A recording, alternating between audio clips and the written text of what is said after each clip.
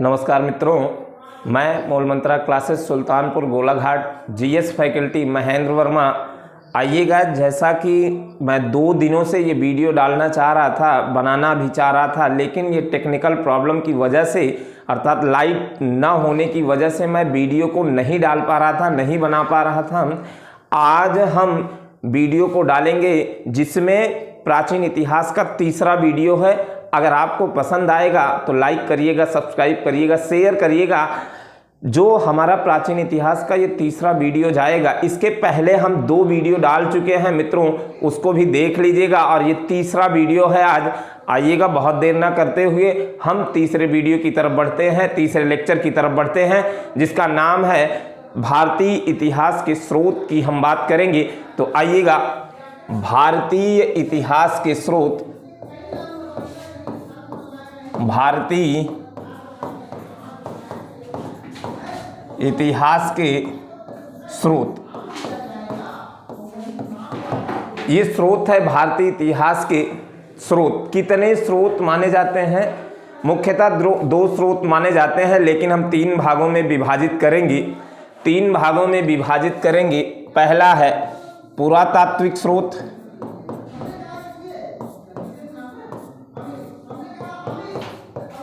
पुरातात्विक स्रोत। दूसरा है साहित्यिक स्रोत,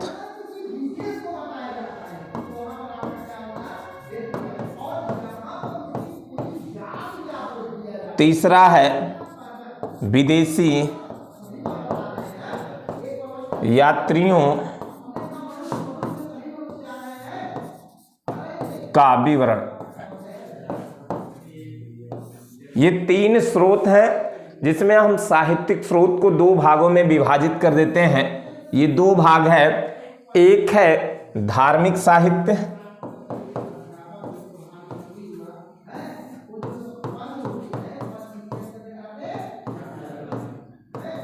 दूसरा है गैर धार्मिक साहित्य।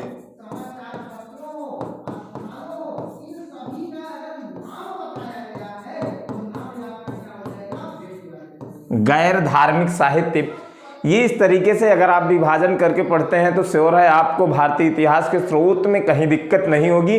तो आइएगा, हम एक एक की बात करते हैं। जैसे पुरातात्विक स्रोत को हम पहले लेते हैं। पुरातात्विक स्रोत अर्थात पुरातत्व, खुदाई के द्वारा, अभिलेख के द्वारा, सिक्के के द्वारा, मिट्टी के द्वारा इत्यादि, बहुत सारे चित्रकला, मूर्तिकला इत्यादि के द्वारा बहुत सारे स्रोत मिलते हैं। तो हम पुरातात्विक स्रोत में पहले हम अभिलेख को लेते हैं। अभिलेख होता क्या है?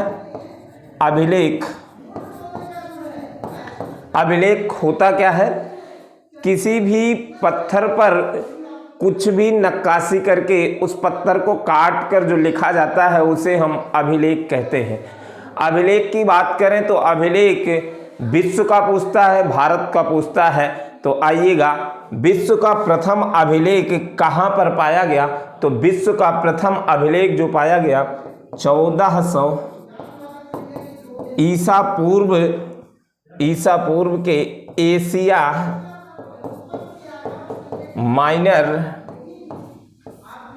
के बोगाज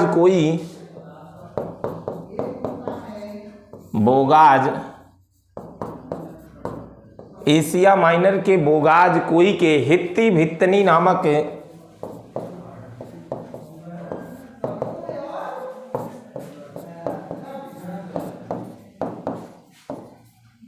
कबीले से प्राप्त हुआ। ये तो विश्व का पूछता है, लेकिन ध्यान दीजिएगा, भारत में भी अभिलेख प्राप्त हुए हैं। अगर पूछे भारत में प्रथम पठनीय अभिलेख कौन सा है, तो भारत में प्रथम पठनीय अभिलेख, ध्यान दीजिएगा, अशोक का अभिलेख है। वेरी वेरी इंपॉर्टेंट, अशोक का अभिलेख। अशोक का अभिलेख है, जिसको पढ़ने का श्रेय किसको जाता है? 1837 ईस्वी में जेम्स प्रिंसेप जेम्स प्रिंसप ने पढ़ा था, बहुत इंपॉर्टेंट है, ये अभिलेख के बारे में है। अब आइएगा हम बात करते हैं सिक्कों के बारे में। हम बात करते हैं कि ये तो रहा आपका अभिलेख, और अब सिक्कों की हम बात कर लेते हैं। सिक्का या मुद्रा की बात करते हैं। तो ध्यान दीजिएगा, सबसे प्राचीनतम सिक्का, सबसे प्राचीनतम सिक्का आहत सिक्का माना जाता है। आहत सिक्का, जिसे हम सभी पंचमार्क सिक्कों के नाम से भी जानते हैं। ये तो आहत सिक्के की बात की गई, लेकिन ध्यान दीजिएगा, स्वर्ण सिक्का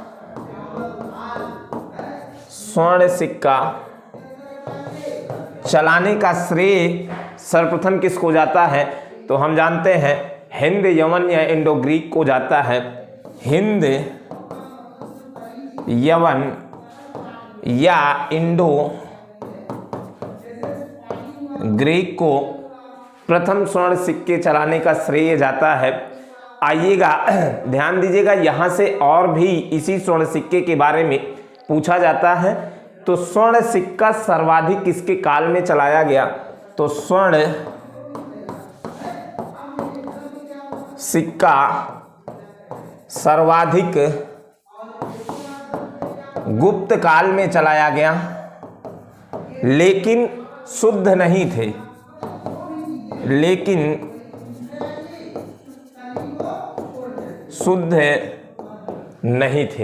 ये चीजें हैं। फिर आते हैं शुद्ध सर्वाधिक सोने के सिक्के किसके काल में चलाए गए थे? स्वर्ण सिक्का शुद्ध किसके काल में चलाए गए थे? तो ध्यान दीजिएगा, कुषाणों के काल में सर्वाधिक स्वर्ण सिक्के चलाए गए थे। तो ये सिक्के के बारे में रही। अब आइएगा हम बात करते हैं चित्रकला के बारे में, बात कर लेते हैं, मूर्तिकला के बारे में बात कर लेते हैं। तो ध्यान दीजिएगा, चित्रकला की अगर हम बात करें तो जैसे हम मुगल काल में अकबर के पुत्र जहांगीर की बात करते हैं, तो जहांगीर के काल को चित्रकला का स्वर्ण युग कहा जाता है। तो यहां से भी क्वेश्चन बनता है, चित्रकला का स्वर्ण युग जहांगीर के काल को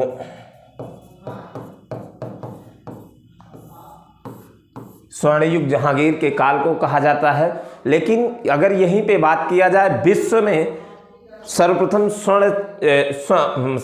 चित्रकला का साक्ष्य कहां से प्राप्त होता है? तो ध्यान दीजिएगा, विश्व में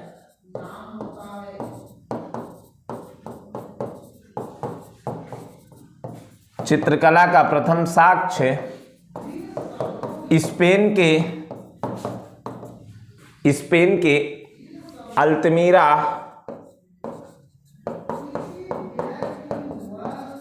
गुफाओं से प्राप्त होता है।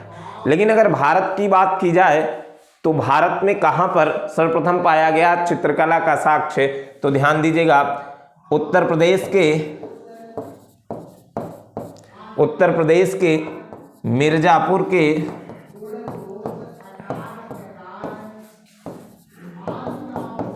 लखनिया दरी से सर्वप्रथम चित्रकला का साक्ष्य दिखाई देता है। तो ये आपका पुरातात्विक स्रोत में अभिलेख को हमने देखा, सिक्के को देखा या मुद्रा को देखा या चित्रकला को देखा। अब बात करेंगे हम मूर्तिकला की। हम बात करते हैं मूर्तिकला का साक्ष्य।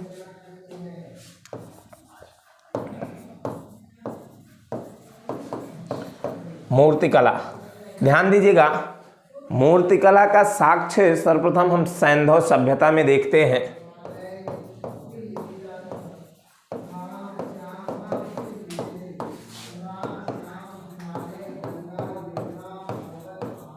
सैंधव सभ्यता में देखते हैं। उसके बाद अगर हम इसी प्राचीन इतिहास की बात करें तो मूर्तिकला का साक्ष्य हम कुषाणों के काल में भी देखते हैं। कुषाणों के काल में भी हम देखते हैं ये मूर्तिकला का साक्ष्य। यहाँ से तो हमने पुरातात्विक स्रोत की बात किया, जिसमें मैंने बात किया अभिलेख के बारे में, चित्रकला के बारे में, मूर्तिकला के बारे में, सिक्के के बारे में इत्यादि के बारे में हमने बात किया पुरातात्विक स्रोत में। अब हम बात करेंगे साहित्यिक स्रोत की बात करेंगे, जो बहुत इंपॉर्टेंट है, ध्यान दीजिएगा। साहित्यिक स्रोत की हम बात कर लेते हैं। साहित्यिक स्रोत,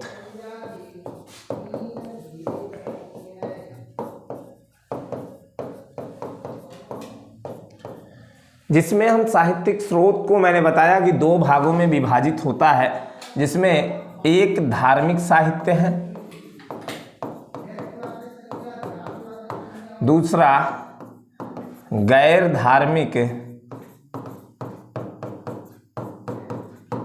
साहित्य है। तो धार्मिक साहित्य की अगर हम बात करें तो धार्मिक साहित्य, आइएगा,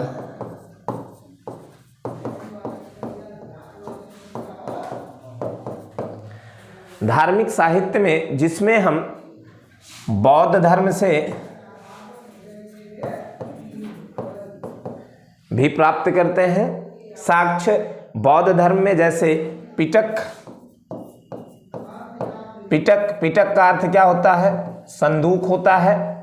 और पिटक को हम तीन भागों में विभाजित कर लेते हैं, जिसमें सूक्त पिटक है, विनय पिटक है और अभिधम्म पिटक है। ये तीन पिटक होते हैं। सूक्त पिटक में गौतम बुद्ध के द्वारा जो शिक्षा दी गई थी उसकी बात की जाती है।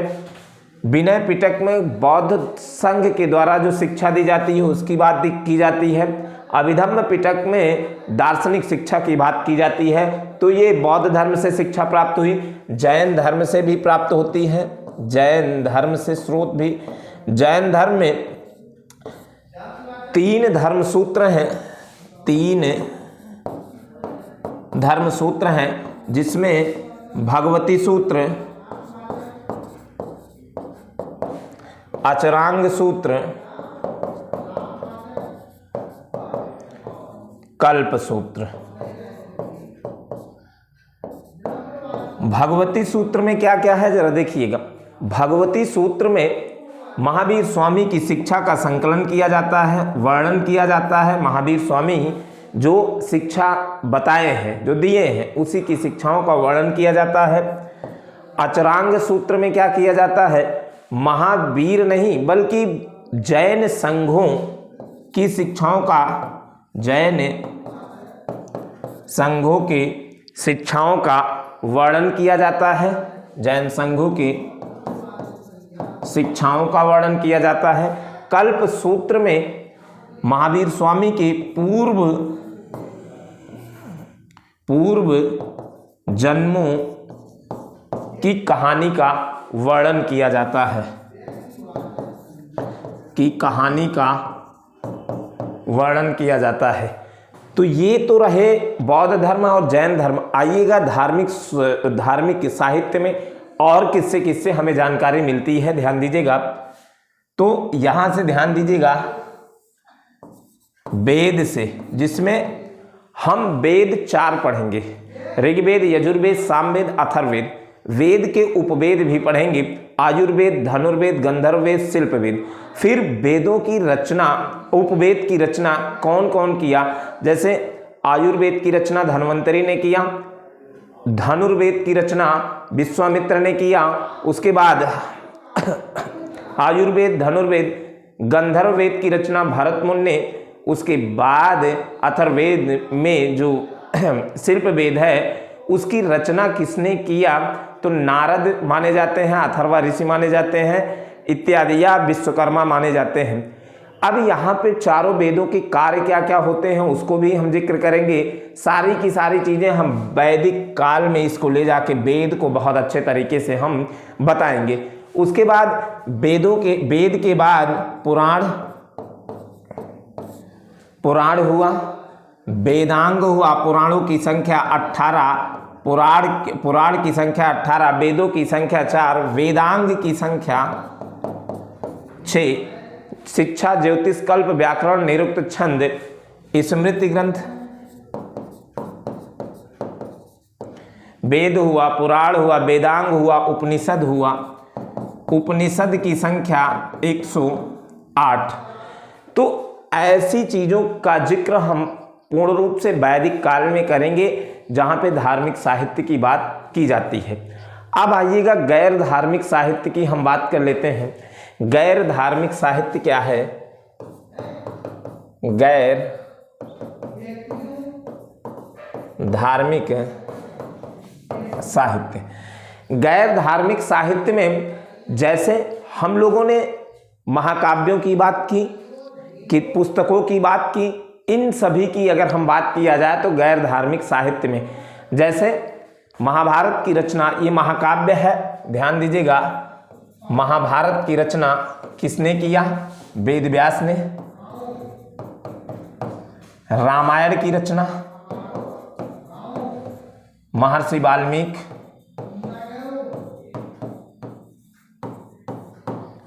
ध्यान दीजिएगा, अर्थशास्त्र की रचना, जहां पे मौर्य प्रशासन के बारे में सबसे ज्यादा, मौर्य काल के बारे में जानकारी मिलती है। अर्थशास्त्र, अर्थशास्त्र के बारे में, अर्थशास्त्र की रचना किसने की? कौटिल्य। विष्णुगुप्त, बचपन का नाम है चाणक्य, ये नाम मिलते हैं इसके। राजतरंगड़ी, कल्हड़, नीतिसार, कामंदक, पंचतंत्र, विष्णु शर्मा,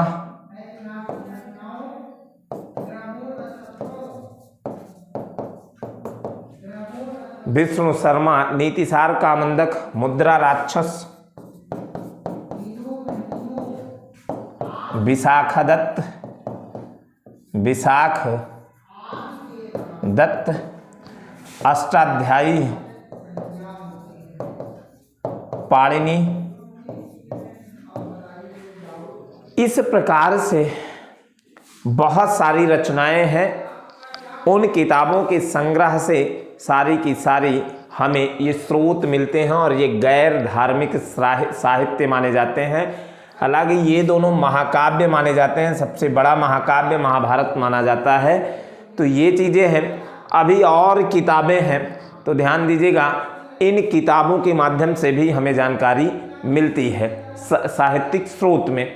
तो ध्यान दीजिएगा, साहित्यिक स्रोत के बाद अब हम आते हैं विदेशी यात्रियों के विवरण की बात हम करते हैं। तो विदेशी यात्रियों के विवरण,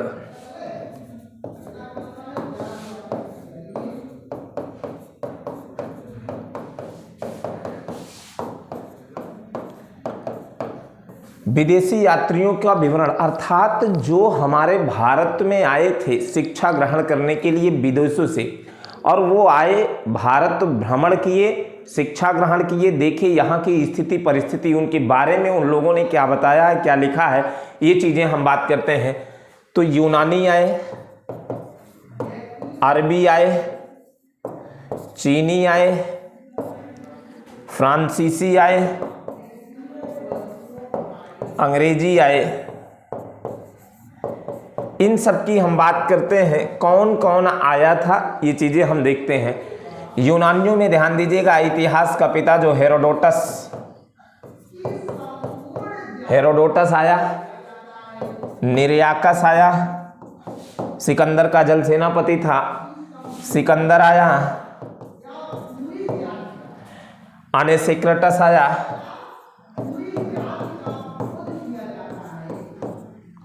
अरिस्टोबुलस आया,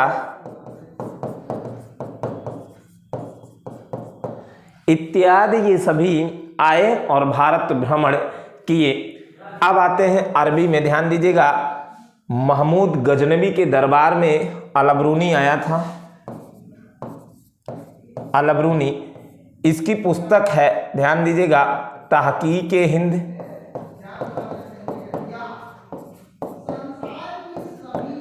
किताबुल-ए-हिंद।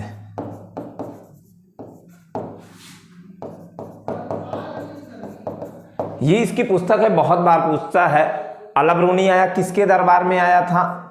महमूद गजनवी के दरबार में आया था। फिर दक्षिण यात्री जो था मोरक्को का, दक्षिण अफ्रीका का इब्न तूता आया, किसके दरबार में? मोहम्मद बिन तुगलक के दरबार में आया था। ध्यान दीजिएगा, जिसकी रचना क्या मानी जाती है? रेहला मानी जाती है, रेहला मानी जाती है। तो ये अरबी यात्री थे अल-बरूनी इब्न तूता, बहुत इंपॉर्टेंट है यहाँ से। चीनी यात्री भी ध्यान दीजिएगा, होइनसांग के दरबार में,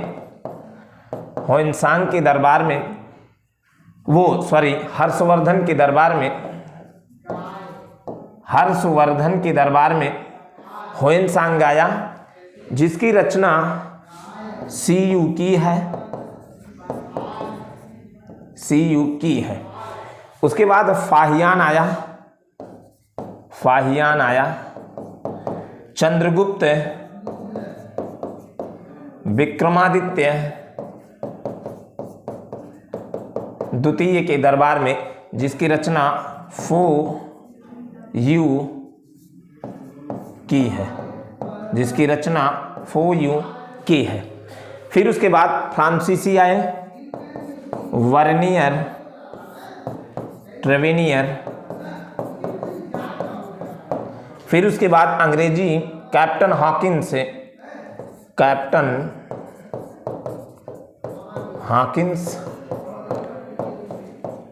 1608 ईस्वी में। सर टॉमस रो 1615 से 1616 ईस्वी के बीच में आते हैं। तो ये चीज़ें हैं। भारत में जो प्रथम अंग्रेज आया वो कैप्टन हॉकिंस, वो भी जहांगीर के दरबार में आया था। इसके पहले अकबर के दरबार में भी आए थे अंग्रेज। तो ये चीज़ें हैं, जहांगीर के दरबार में कैप्टन हॉकिंस आता है। ये तो रहे विदेशी यात्रियों के विवरण। मित्रों, अभी हम भारत के नामकरण के बारे में मैंने नहीं बताया, आइएगा उसका भी जिक्र यहाँ पर कर लेते हैं। वो स्टार्टिंग में हमें बता देना चाहिए था, लेकिन हम अंत में बता रहे हैं कि ये भारत के नामकरण कैसे हैं, कैसे हुए, कौन कौन भारत का नाम किस प्रकार से दिया है। तो आइएगा, तो ध्यान दीजिएगा, भारत का नामकरण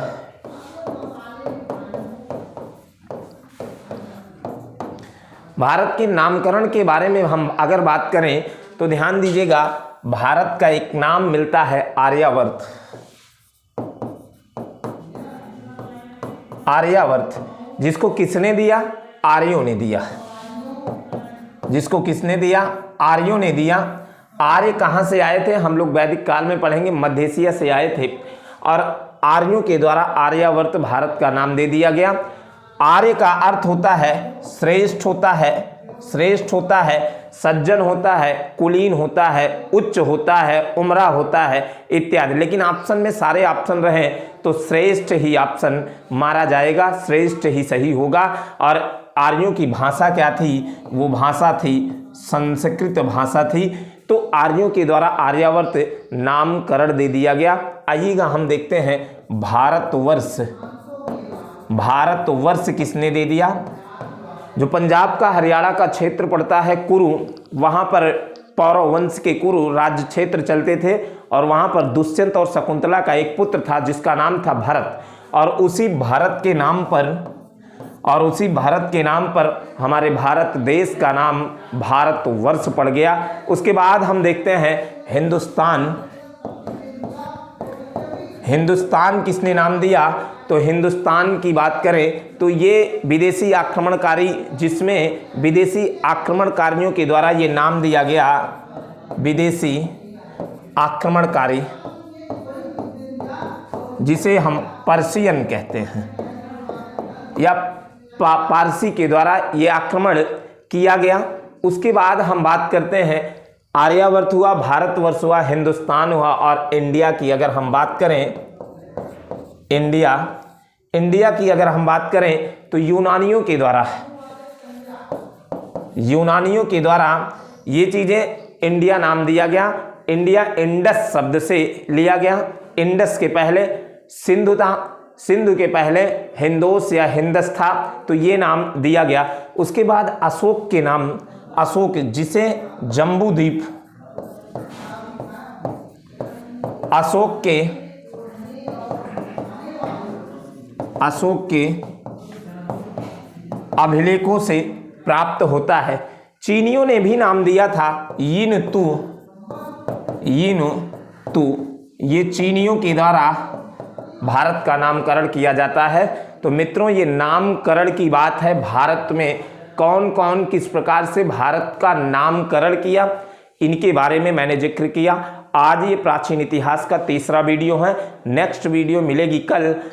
अगर पसंद आए वीडियो तो लाइक करिएगा, शेयर करिएगा, सब्सक्राइब करिएगा। ये अगर आप सब्सक्राइब करते हैं तो सबसे पहले आप पर ही जाएगा लिंक, और आप भी शेयर करते रहिएगा मित्र। ये चीज़ें हैं, पूरा का पूरा चौथा वीडियो हम कल डालेंगे और क्रमबद्ध वीडियो हम डालेंगे।